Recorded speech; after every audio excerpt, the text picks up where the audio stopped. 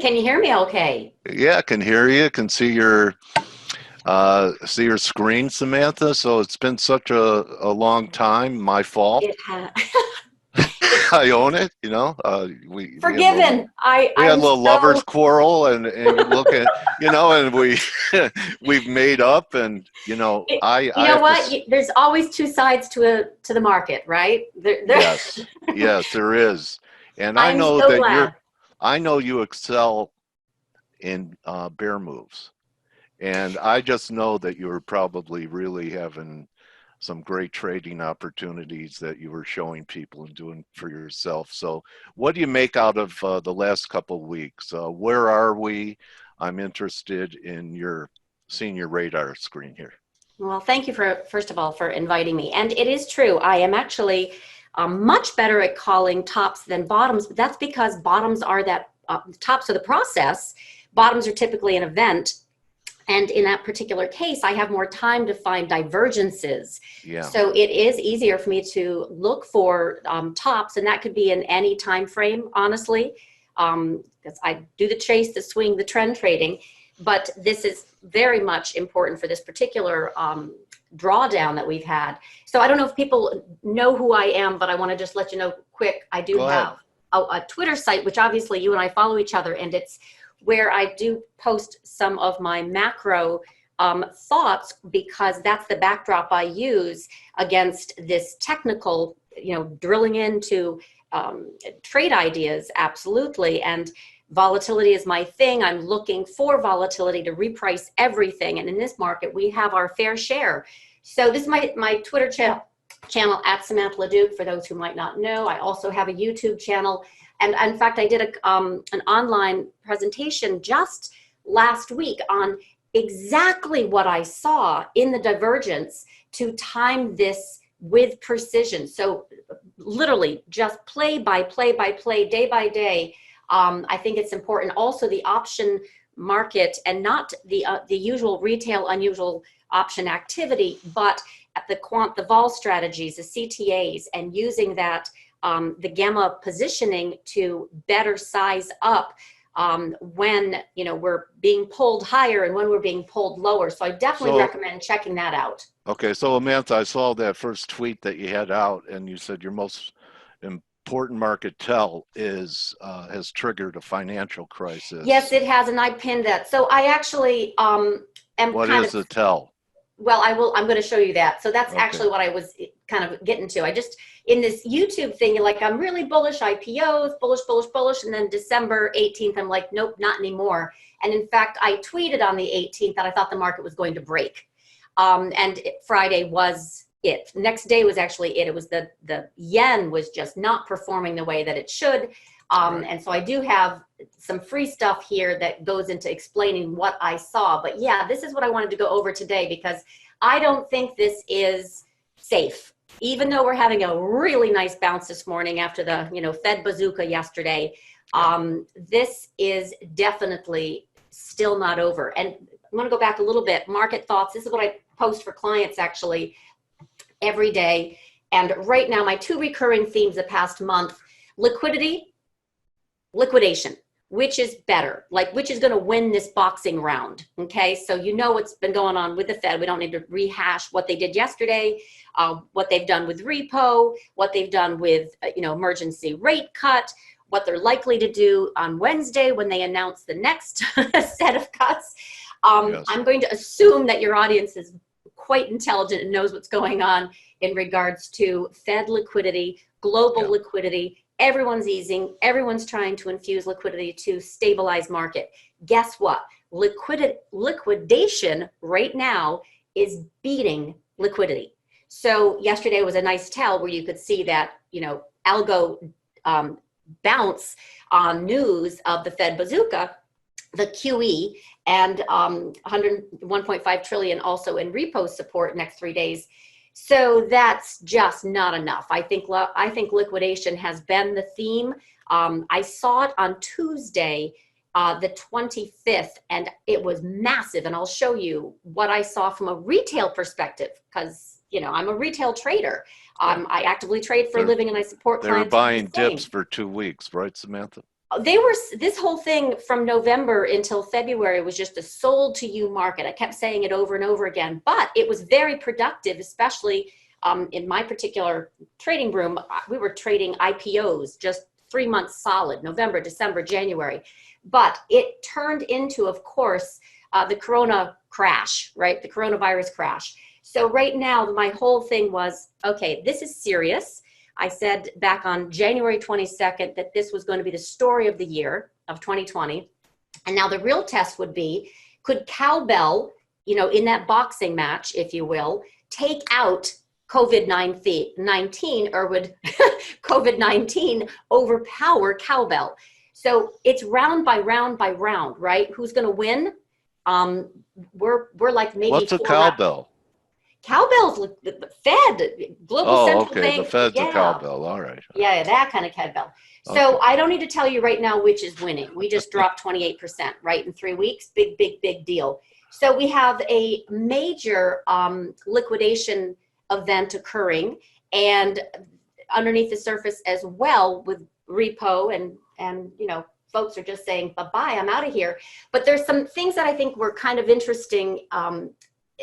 Early on, I was trying to figure out, I didn't see this as a V-shape at all, and I'll show you why.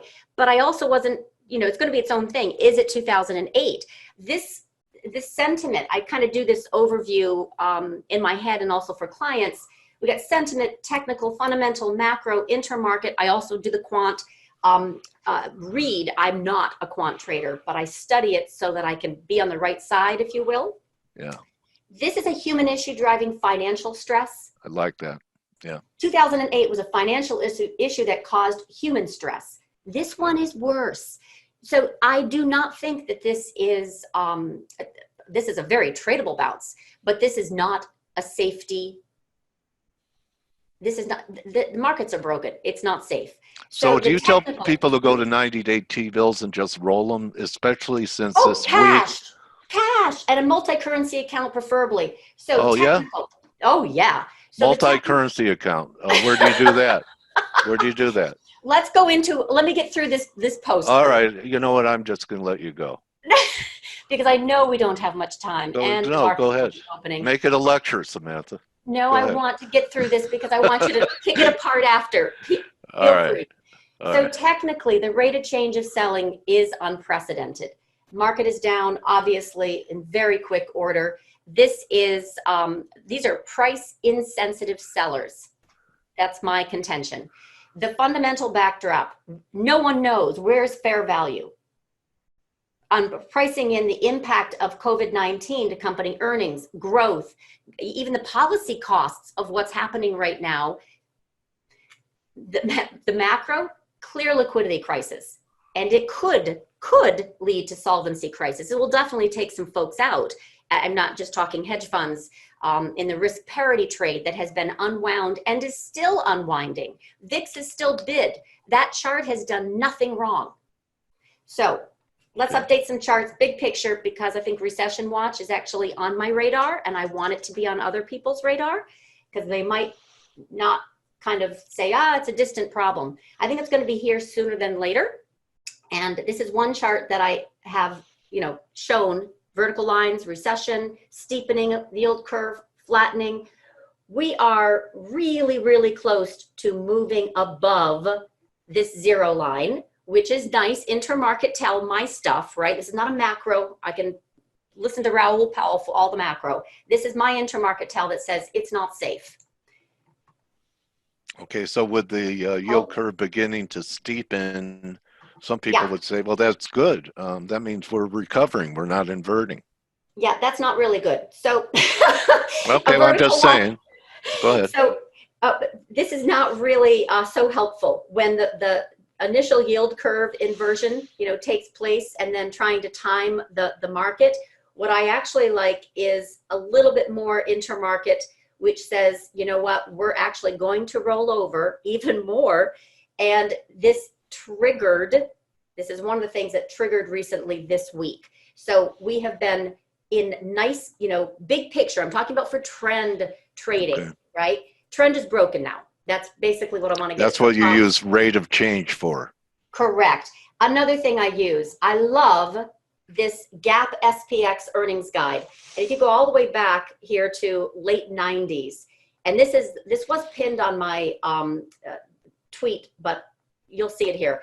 You can see that 8 times out of 9, this has been a fabulous trend trading timing vehicle. Now remember, I chase, hourly, get swing trades for weeks and months, but I'm talking big picture. Is the trend broken? Because most people have been trying to buy every dip in the past 3 weeks and they're getting hurt. So my point is, well, we're kind of at an inflection point, right? It looks like it's going to tip over. What on earth, maybe we just pop right back up. Earnings are going to be hunky-dory. Well, come on.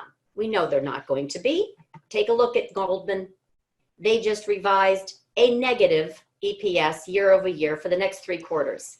So what do you think is going to happen to my Gap SPX intermarket chart? It's going to roll over as well. So I think the recession watch, people don't really put, economists, they have their own models. It's not what I use. I'm looking at the steepening of the curve. I'm looking at my rate of change. I'm looking at negative EPS growth with my Gap chart analysis. And probably you've seen this before, the unemployment claim in regards, if I can pop it up. It's not opening. Anyway, this is intonating higher, and we know we're going to have higher next month's reading. There's not a question. It's going to go higher for March. It's going to go higher for April. We have layoffs. We have just retrenchment as it relates to company safety. So this all leads me to aside from the macro considerations, this leads me to be very, very cautious that recession is here. The market just doesn't know it yet. So let's move on to when you asked about the tells. So I do this work in SPX, and it's my stock bond volatility ratio work. Yeah. And I warned clients back in February, and actually I go over this every single day, but I warned clients that this divergence of VIX above the stock bond ratio was very, very negative and worrisome, right? So that's one of the reasons why I called this a sold to you rally. Like underneath the surface, it was in danger. I had a dozen charts that showed massive divergence. So timing it is obviously where you have to go on narrow, very, very narrow time frames, but that's what I do. I love playing volatility. So this is an initial stock bond volatility ratio, just as an example, where I warned we're in trouble. This is where we are today. And I don't know if you can see this. Yeah, but, we can. Okay. So I told clients that if this ratio gets above the 65 moving average, okay, it is short at will. Literally, it's what I wrote. Short at will. Nothing's going to be held down. When this gets above the 200 week, that's a financial crisis. And I have not seen that since 2008. So that's a big, big deal. And that's when after the 20% drawdown, it was Monday, this past Monday, I was depressed because it triggered. And I said, you know what? This isn't done yet. We're not actually going to have a correction, just a correction. We're going to have a financial crisis. And I'm going to hold to that because my intermarket tells me we're there. My recession watch indicators tell me we're there. Look at credit just from an intermarket standpoint. Yeah. I can go over macro reasons, but this is treasuries to high. Huh? Yeah, junk. Yeah. It's a junk. It's high yield. So it's that rotation, out of high yield into treasuries, right? You can see what's happened with lovely TLT. But my point was, this is not at all looking good for oil, and if it's not good for oil, it's not going to be good for the bond holders, the credit markets that, hold this debt. I was very worried that this was going to explode higher. And I did not know the oil war was going to be declared by Saudi Arabia and Russia would join in and the Arab Emirates. Right. But this is where it is today. Yeah. That's not correction territory. That's price insensitive liquidation. Panic. That's panic in the credit markets. Yeah. Now I can show you actual yields, of course, have also been spiking and spreads and all that jazz. But my point even is, TLT had a lousy week in face of all this carnage. No asset is safe. And I wrote that the past few weeks. No asset is safe, not even gold.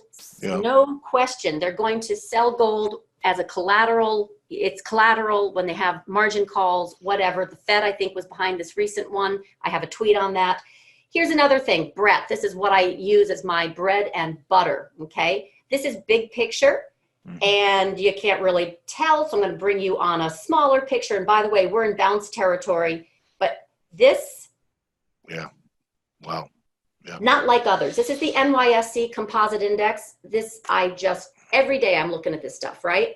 And Yeah. I have a particular relationship with intermarket analysis. It's my thing. This is not like the others. And I'm talking about any other correction or crisis. It doesn't even look like 2008. It's worse.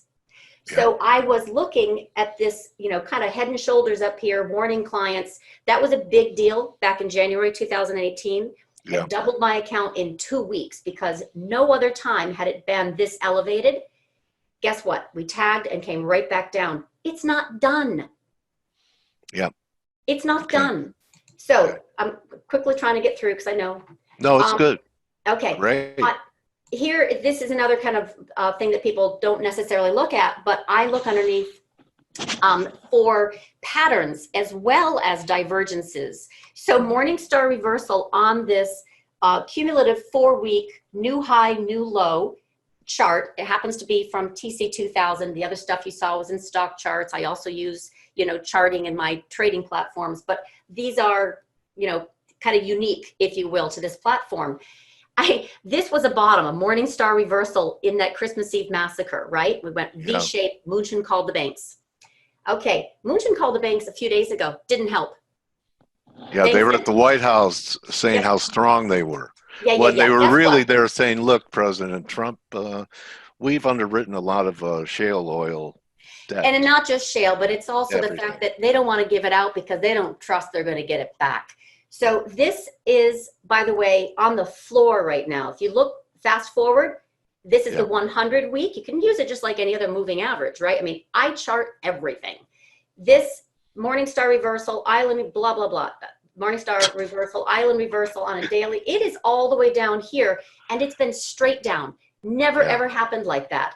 And I wrote, everyone thinks this gap on Monday is going to get filled. They're so happy. There is nothing, relatively speaking, for a floor.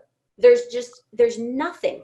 And then, of course, I said forced selling meets natural selling. So the CTAs, of course, they get their levels where, they're negative gamma. They have to, selling begets selling. Same darn thing in the natural world where we're like, that's not good.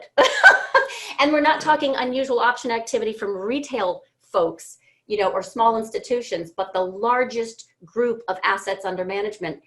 They're even slower look back period. So once that, it's just a waterfall, and we saw it. It literally, it produced exactly what I feared. And every single day, I saw massive distribution, and every single day I told clients in my live trading room, do not cover. There's no reason to cover. I see no floor, zero. So the other thing was this gold SPX intermarket analysis, which is literally, again, pattern recognition with a ratio. And I said, guess what that means?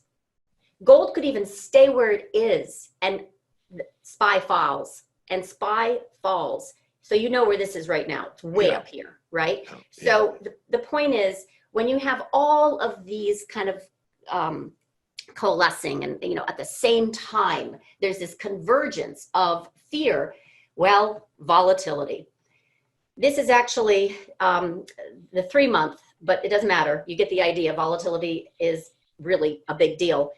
I cautioned when we went into backwardation, which, by the way, some portfolio managers are wicked smart. As soon as volatility goes into backwardation, they liquidate. And they will go back into the stock market when we're back in contango. Now, I cautioned this could be several months. And I said, literally, this could be several months on the 25th. Don't think that this is going to be just a V shape. I don't think so. And I had also cautioned because we did an overshoot. I love overshoots, right? Like you can look at the dollar yen and you can see where it was a complete head fake back on the 18th, 19th, 20th. Beautiful. It's, in other words, the first move is the wrong one, and then it has the energy to explode. You can see that with a dollar a few days ago. Looked like it was going to break. Knew that thing was going to bounce back up. So this is also the outliers revert with velocity. And that's where I go into my volatility. Now look at this. You can't even see the scale anymore. Okay, that was the 25th. This is now. Yeah. Look what it did to my axes. And look how low this is. That's not like the others. So I am contend also we closed on the lows. We are obviously still in, I think, panic mode. It looks very orderly, but it's really not. So I presented this to clients where I think we're going to have a little bounce. What do we have in this morning? Okay, this was just taken. My price target for this week was 2,400.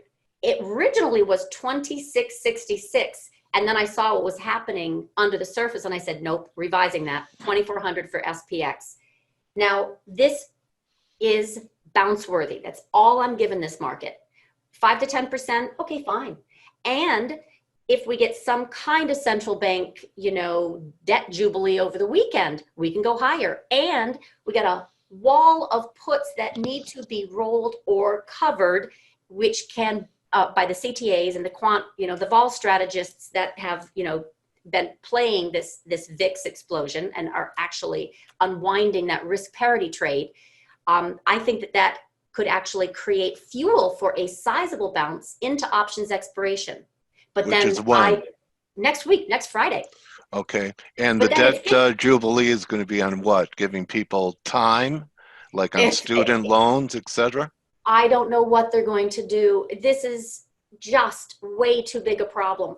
So here's the question, Samantha. If this is worse with everything that we've seen than 2008, why are we talking about recession? Maybe we should bring up the D. I can't do that. So my crystal ball is 3 to 6 months. I'm really good in that time frame. Okay. I'm not. But it's worse. It is worse, but I'm just telling you, I'm not good with that time frame. That's PR. That's public relations. All right, go ahead. So my last point, because I know the market's opening, you want to kick me off. The big risk and very real risk, I told my clients yesterday morning, and I also public service, if you will, because I think it's a risk. Market holiday. Oh my God, absolutely. And the biggest, of course, as an option trader, I'm like, be aware. This is not going to be good for short duration. Add some wicked time on that. And more importantly, if we do close, and then let's say we're closed for 2, 3, 4 weeks, right? Trying to get COVID-19, quote unquote, under control. When they open it up, they're only going to open it up on good news. So anyone who is strongly positioned with puts, right, or short is going to have their head taken off when the market opens, potentially. That did happen, in 9/11. It happened in 9/11 when we opened, days later. So I used this morning, actually, where there were hundreds and hundreds of monkeys in Thailand going after one banana. And that one banana represents liquidity. And those monkeys are the bankers. Be careful. I really think right now with COVID, it is capital. This is what I wrote clients exactly. This is exactly what I wrote clients. Capital preservation meets life preservation. And with that, know what you own. Okay, so Samantha, great presentation. What are you doing personally about this coronavirus? Social distancing with all the money that you've made in the markets? Do you have a bunker somewhere? No, I don't even have a mask. Okay.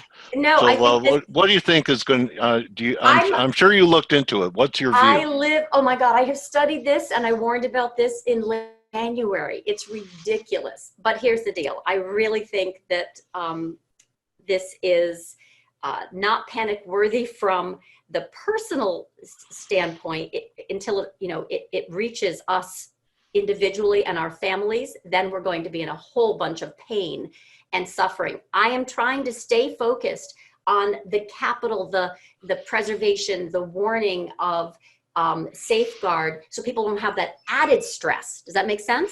So for me, I live in a bubble. Same house. I walk my dog. I don't get out much. I'm not so, and I'm young and I'm healthy, all that. Okay. My fear is not, and my anxiety is not around contracting COVID-19. I think I will. I think what a large percentage of the population will, and then a smaller percentage will be seriously sick, and then a smaller percentage still will die. And it's real. And it's the ineptitude of what's going on right now with political leadership is extremely frustrating. And I don't know what else to tell you there. I don't Is have this a repeat of the like 100-year cycle of the Spanish flu Yes, pandemic? and there's really a wonderful video. I sent it to my son. My son sent it to me, and at the same time, like an email. It was hysterical by Joe Rogan, and he. Oh, yeah. Yes, I also retweeted that. It's a fabulous. The first 15 minutes it goes off, Yeah. and then it comes back on. But I think that is the awareness we don't have is the intensity of this disease, but also the impact on our economy. And of course, I think life preservation meets capital preservation. And my focus has been, it isn't getting sick right now. It's the added pressure of having a very sick market. And for those who are traders, my clients, and money managers, my clients, I want to make them aware just as much as the impact of the disease itself personally. I'm not a health practitioner. I'm a market analyst, and this is my thing. Well, Samantha, Corona, fear that I'll own you. Born in a lab in China. Spreading Well, I don't fine want news. that. No, I don't think that. I actually don't think that it's worth our time to say it's made in China at all. It doesn't do us any good. Why? Because I think xenophobia and racism is bad. And I think don't you think the streets of Hong Kong are pretty quiet now? I think that this is a financial crisis, and it's also a personal responsibility crisis. I think we have to help each other and not pile on to the blame game, because then nothing will get done and we will hurt ourselves even more. Okay. And do you think we'll have elections this fall in the midst of this? Oh, I don't. I think I can't think that far ahead. Honestly, I did say that a few weeks ago, that this was Trump's card, that he could cancel elections and secure himself, some more time. But it's too far out there right now, and I'm not going to make. I think it's a high probability, but right now that's not in my. Go with your strengths, 3 to 6 Samantha months, Leduc. exactly. Go with your strengths. Samantha knows markets, and encourage everyone to follow her. And as you could tell, she's very passionate about it, has conviction about everything she says. And was nice talking to you again, my trading warrior sister. Oh, thank you so much, Dale. Have a wonderful weekend, and be safe out there. Yeah, much health and many pips to you and your people. Thank you kindly, sir. All right. So everyone, remember, don't just count your pips, count your blessings. Stay healthy, stay safe, and stay with ForexAnalytix. I'll talk to you later. Have a great weekend. Adios. Bye. Bye-bye. Trump.